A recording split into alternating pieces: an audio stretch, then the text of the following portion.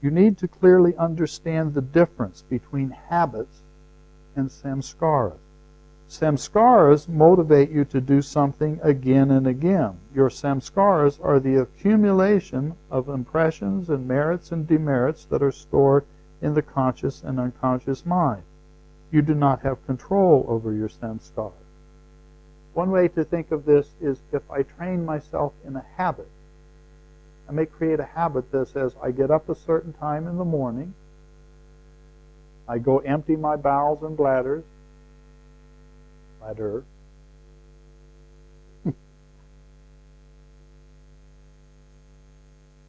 I drink some water, I clean my teeth and my mouth, I shower, I go do my practice, do my meditation, have a nice breakfast. I may have a routine, and it may take some time to create that. Am I creating a habit or a samskara? I'm creating a habit, a useful habit. He's saying here we should have some idea of the difference between habits and samskaras.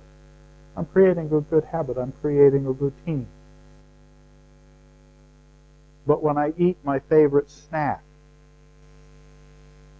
and I keep feeding that, and every time the desire comes up, I feed it again, I'm creating a habit of sorts. But it becomes very deep. It becomes a samskara. The deep memory of that experience that's colored with attraction or aversion. We need to purify the samskaras.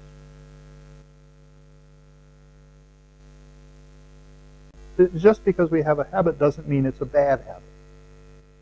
Samskaras are colored with attraction and aversion, both of which are attachment. Attraction is attachment. Aversion is attachment. If I'm putting a lot of energy into pushing something or someone away, I'm attached. If I'm pulling it to me because I like it, I'm attached. Both are attachment. Both of these are attachment. And the samskara is that it's a deep impression that's colored with this or this. It's colored with one or the other. And it drives itself to be fed over and over again. And these are latent. These are what lie in the latent form in the chitta. And when they come to life, that's kama. That turns into I want. In the middle of the night when you're laying in bed sleeping, they're in latent form. There's no kama going on. If it starts to stir and you start to have a dream about that, it may start the process of kama. If it gets strong enough, it wakes you up and you say, I'm going to the refrigerator and freezer and getting some more of that ice cream, or whatever it happens to be. Then it's kama. Before that, it's a samskara. Samskara means it's colored by attraction or aversion.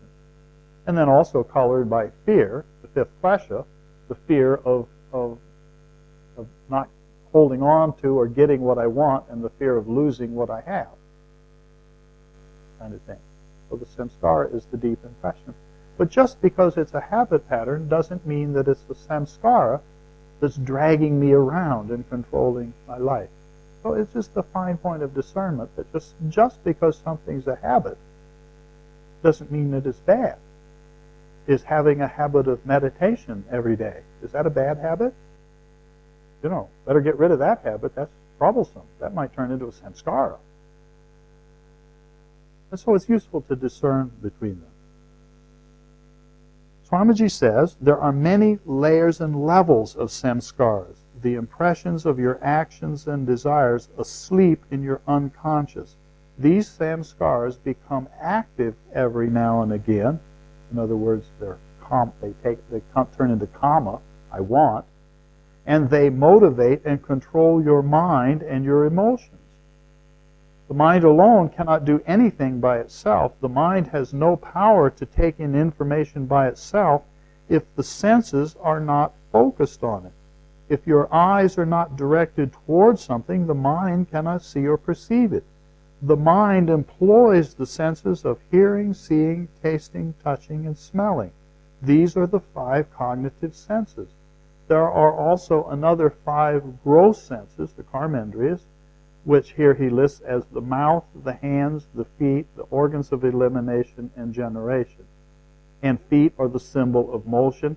Hands are the symbol of grasping or holding. The mouth is used as an expression, as a symbol for expression, communicating outward, speaking. The mind functions through those senses, those 10 indriyas. Whenever an event takes place that relates to an impression in your mind, whenever an event takes place that's picked up by those senses that relates to one of those latent impressions deep in the mind, I'm adding some words there, then the impression or samskara becomes active.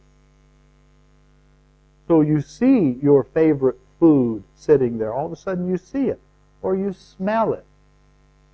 Sometimes you go through a market area or a shop area where they're cooking some sort of especially good food. Cinnamon. Cooked cinnamon, it just draws. There's a cinnamon sweet place that I remember, that it filled the air with this smell. It draws you in. So one of the cognitive senses pricks it up and into the mind, and then the impression or samskara becomes active. The conscious mind is actually controlled by the unconscious. And that's why we human beings cannot easily make progress. So the kama arises, the desire comes, when a sensory input happens of some version, and it awakens the samskara. Now we have kama, now we have active desire. You know how to culture and cultivate only a small part of your mind, but a vast part of the mind remains unknown to you. And we want to know this. We want to see this process.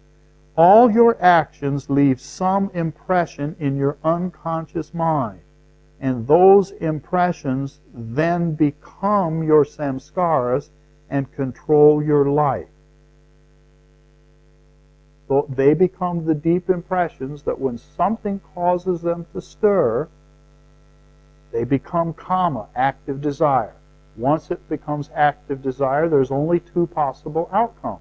It's either fulfilled or unfulfilled, which is what we talked about when we read Swamiji's information, descriptions on those streams of emotion, the 6 streams of emotion that we noted that elsewhere he said 7 because of jealousy was added in there. So the samskara is there because an impression came in, went to the basement of the mind called chitta, got stored there, colored as I like or I don't like. Who was it colored by? Ahamkara, ego. I like that, or I dislike that. And so it just sits there as a samskara in the latent unconscious. Now, later, a week later, a year later, a decade later, here's some stimulus that comes in through the cognitive senses. Manas brings it in, matches it up with what's on the hard drive, and all of a sudden, that latent memory trace awakens and becomes kama, colored with kama, active desire. Now that I hear a name of a person I haven't heard of or seen in many years. If it's someone I like, it's colored with attraction. So I go, oh yeah, how's he doing? Nice to hear about him. Or it's somebody that I didn't like, and all of a sudden, the opposite happens. But the deep impression has been sitting there in latent form maybe for years. But it comes into active desire, kama, to have or to avoid. And then if it's fulfilled, then certain emotional responses come. If it's not fulfilled, certain emotional responses come. And all of those are based on the 4 primitive urges, primitive fountains. Most significant of which is self-preservation, because all of those habit patterns define my personality. They define me as who I think I am. It's not just I-ness. Remember, ahamkara means I-maker. The literal translation of ahamkara, which we call it ego, is actually I-maker. It's the thing that sets the stage for us to be able to take on false identity. And then we get in trouble.